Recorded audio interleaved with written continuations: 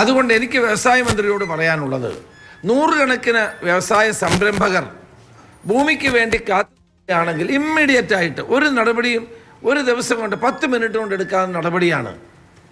ഈ കരാർ ലംഘിച്ച, പാട്ടക്കരാർ ലംഘിച്ച സാഹചര്യത്തിൽ ഭൂമി ഗവൺമെൻറ് ഏറ്റെടുക്കാം.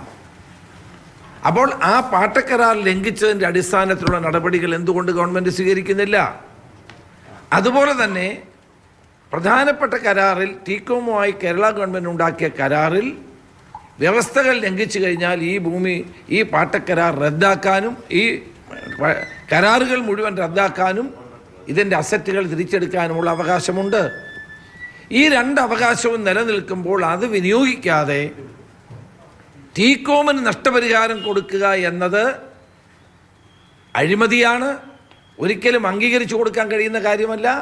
ഗവൺമെൻറ് അടിയന്തരമായി ഇതിൽ നിന്ന് പിന്മാറണം.